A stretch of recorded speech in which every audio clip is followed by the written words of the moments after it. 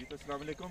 हम यहाँ जो नहर की पटरी से गुजर रहे थे, कुदरती नज़ारा कर रहे थे। यहाँ टनल लगी हुई है और हमें अपने मतलब की चीज़ life stock farming, sheep and goat farming नज़र आ गई। तो हमने कहा रुकते हैं और देखते हैं आगे।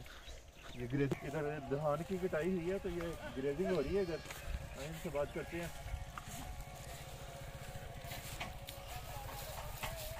तो भाई ना करते हैं अब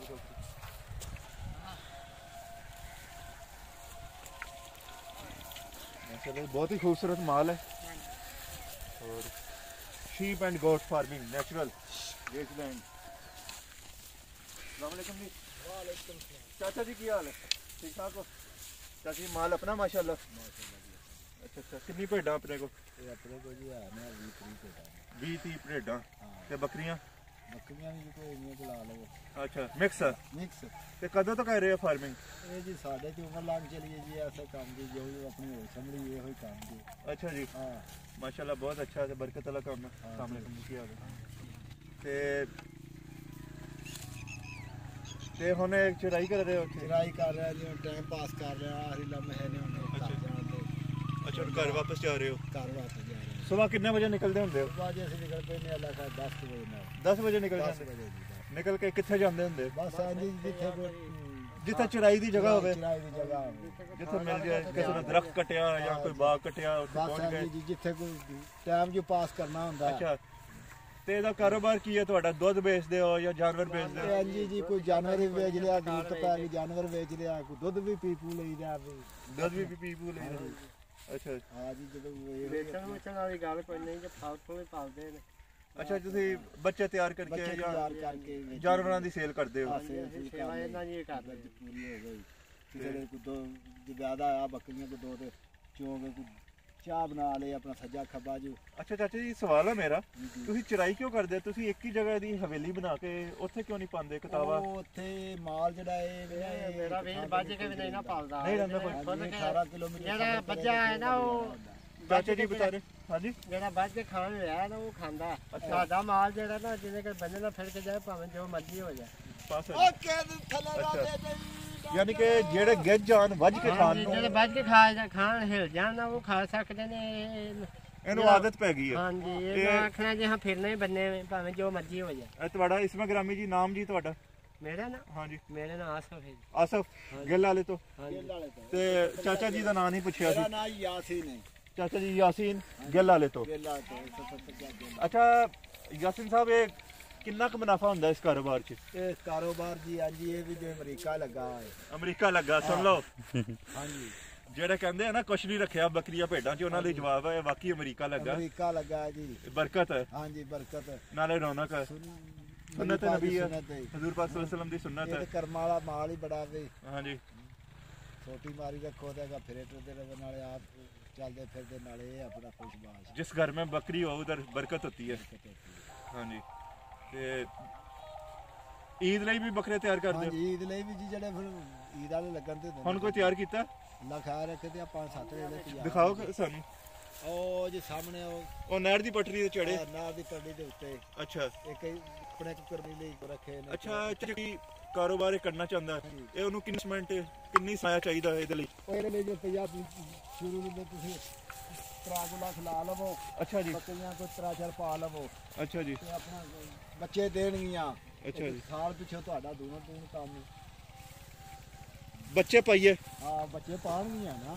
ਬੱਕਰੀਆਂ ਲਓਗੇ ਸ਼ੁਰੂ ਵਿੱਚ ਕੀ ਮਾਲ ਖਰੀਦੀਏ? ਬੱਕਰੀਆਂ ਖਰੀਦੋ। ਅੱਛਾ ਜੀ ਹਾਂਜੀ ਕੋਈ ਕਦਾ ਵਿੱਚ ਬੱਕਰਾ ਰੱਖ ਲਵੋ ਬਾਕੀ ਬੱਕਰੀਆਂ ਹੋਣ। ਅੱਛਾ ਤੇ ਸਾਲ ਪਿੱਛੇ ਤੁਸੀਂ ਅੱਲਾ ਖੈਰ ਕੇ ਡਬਲ ਕਮਿਸ਼ਨ ਚ ਇਨਸ਼ਾਅੱਲਾ। ਹਾਂ ਅੱਲਾ ਪਾਕ ਖੈਰ ਰੱਖੇ ਤੇ ਆਪਣਾ ਪਾਲੋ। ਮਤਲਬ ਘੱਟੋ ਘੱਟ 3 ਲੱਖ ਦੀ ਇਨਵੈਸਟਮੈਂਟ ਚਾਹੀਦੀ। ਹਾਂ ਇਨਵੈਸਟਮੈਂਟ। ਅੱਛਾ ਚਾਚਾ ਜੀ ਇਸ ਵਕਤ ਤੁਹਾਨੂੰ ਸਾਡੇ ਨੌਜਵਾਨ ਸਟੂਡੈਂਟ ਸੁਣ ਰਹੇ ਆ, ਨੌਜਵਾਨ ਤਬਕਾ, ਤੇ ਇਹ ਚਰਾਈ ਵਾਲਾ ਕੰਮ ਤਾਂ ਬਹੁਤ ਮਿਹਨਤ ਵਾਲਾ। ਹਾਂਜੀ ਕਿ ਐਸਾ ਨਹੀਂ ਹੋ ਸਕਦਾ ਕਿ ਇੱਕ ਹੀ ਜਗ੍ਹਾ ਅਸੀਂ ਹਵੇਲੀ ਉਹ ਤੁਸੀਂ ਜੀ ਤੁਹਾਨੂੰ ਰੱਬ ਨੇ ਗੁੰਜਾਇਸ਼ ਦਿੱਤੀ ਹੈ ਤੁਸੀਂ ਭਾਵੇਂ ਉਹਨਾਂ ਨੂੰ ਨਿਰਾ ਮੇਰਾ ਮਤਲਬ ਲਿਆ ਕੇ ਆਪਣਾ ਵੰਡਾ ਪਾਈ ਜਾਵੋ। ਅੱਛਾ ਜੀ ਹਾਂਜੀ ਇਹ ਤੇ ਗੁੰਜਾਇਸ਼ ਨਾਲ ਹੀ ਨੇ। ਸਾਡੇ ਵਰਗਾ ਮੇਰਾ ਜੇ ਨਹੀਂ ਲਾ ਸਕਦੇ ਇਹਨਾਂ ਨੂੰ ਖਵਾ ਸਕਦੇ ਉਹਨਾਂ ਸਵੇਰ ਤੋਂ ਸੋਟੀ ਮਾਰੀ ਆਪਣੀ ਮਿਹਨਤ ਕਰਦੇ ਰਹੇ। ਅੱਛਾ ਜੀ ਉਹ ਫ੍ਰੀ ਚੁੱਕ ਕੇ ਆ ਜਾਂਦੀਆਂ ਨੇ। ਯਾਨੀ ਕਿ ਅਸੀਂ ਇੱਕ ਜਗ੍ਹਾ ਇਹਨੂੰ ਰੱਖ ਕੇ ਕਤਾਵਾ ਕਰ ਸਕਦੇ ਹਾਂ कर सकते हो, क्यों नहीं? अच्छा। जो चीज़ इन्हें पाओगे खाएगी। ਯਾਨੀ ਕਿ ਪੋਸੀਬਿਲਿਟੀ ਹੈ हाँ जी। ਅੱਛਾ ਕਈ ਉਹ ਬਾਬੇ ਕਹਿੰਦੇ ਆ ਕਿ ਐਸਾ ਮੁਮਕਿਨ ਨਹੀਂ ਹੈ ਜਦ ਤੱਕ ਬੱਕਰੀ ਚਰੇ ਨਾ ਉਦੋਂ ਤੱਕ ਰੱਜਦੀ ਨਹੀਂ ਇਹਨੂੰ ਬੰਨ ਕੇ ਵੀ ਤੁਸੀਂ ਹਲਾਓਗੇ ਤੇ ਕਰਮ ਵਾਲੀ ਉੱਥੇ ਹਿਲ ਜਾਣੀ। ਅੱਛਾ ਕਿਹੜਾ ਦਰਖਤ ਕਿਹੜਾ ਪੱਤਾ ਸ਼ੌਕ ਨਾਲ ਖਾਂਦੀ ਹੈ ਇਹ ਵੀ ਸ਼ੌਕ ਨਾਲ ਇਹ ਸਾਰੇ ਪੱਤੇ ਕਿੱਕਰ ਵੀ ਖਾ ਲੈਂਦੀ, ਬੇਰੀ ਵੀ ਖਾ ਲੈਂਦੀ, ਸ਼ਰੀ ਪਾ ਲਓ ਤਨ ਵੀ ਖਾ ਲੈਂਦੀ। ਇਹ ਸਿਰਫ ਆਪਣਾ ਨਾ ਟਾਲੀ ਛਾਲੀ ਨਹੀਂ ਖਾਣੀਆਂ। ਅੱਛਾ ਬਾਕੀ ਤੁਸੀਂ ਆਪਣਾ ਜੋ ਵੀ ਛੱਡੋਗੇ ਟਾਲੀ ਛੱਡ ਕੇ ਤੁਸੀਂ ਕੋਈ ਵੀ ਰੁੱਖ ਲਾ ਲਓ ਹਾਂ ਉਹ ਬੱਕਰੀ ਖਾਏਗੀ ਖਾਏਗੀ। ਤੇ ਭੇਡਾਂ ਬਾਰੇ ਕੀ ਹੈ ਇਹ ਵੀ ਜੀ ਇਹੋ ਕੁਝ। ਭੇਡਾਂ ਵੀ ਦਰਖਤ ਖਾ ਲੈਂਦੀਆਂ ਹਾਂਜੀ ਇਹੋ ਕੁਝ ਇਹਨੂੰ ਵਿਚਾਰਾ।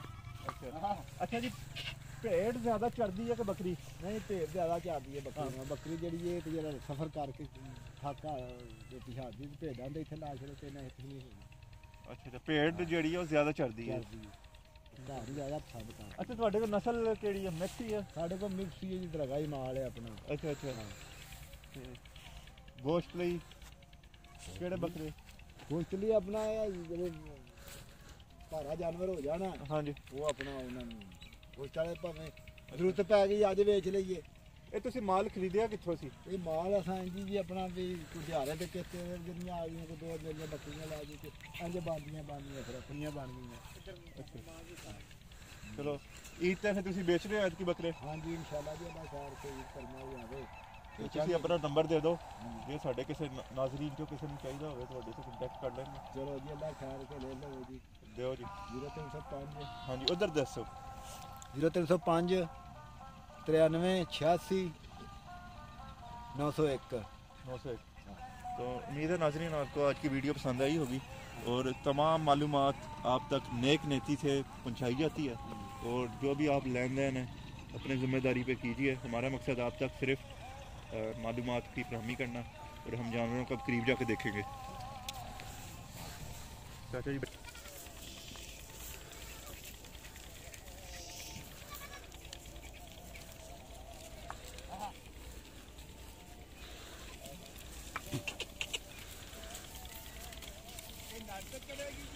हाँ जी इंशाल्लाह ਤੁਹਾਡੀ ਵੀਡੀਓ ਨੈਟ ਤੇ ਚੜ ਜਾਏਗੀ। ਚਲੋ ਸਾਡੇ ਬੱਚੇ ਦੇਖਣ ਦੇ ਵਾਸਤੇ ਬਾਹਰ ਬੈਠਾ ਕੇ ਹਾਂ ਤੁਸੀਂ ਆਪਣਾ ਕੋਈ ਹੈ ਇੰਟਰਨੈਟ ਵਾਲਾ ਕੋਈ ਹਾਂਜੀ ਕਿਉਂ ਨਹੀਂ ਜੀ ਉਹਨਾਂ ਕੋਲ ਬੱਚਿਆਂ ਕੋਲ ਹੀ ਸਾਨੂੰ ਚਲਾਉਣਾ ਹੀ ਕੋਈ ਨਹੀਂ ਆਉਂਦਾ ਜੀ ਐਵੇਂ ਤੇ ਚਲੋ ਮੈਂ ਆਪਣਾ ਨੰਬਰ ਤੁਹਾਨੂੰ ਲਿਖਾ ਦਿੰਦਾ। ਅੱਲਾ ਖੈਰ ਰੱਖੇ ਜੀ ਸਾਡੇ ਬੱਚੇ ਠੀਕ ਹੈ ਭਈਆ ਬਹੁਤ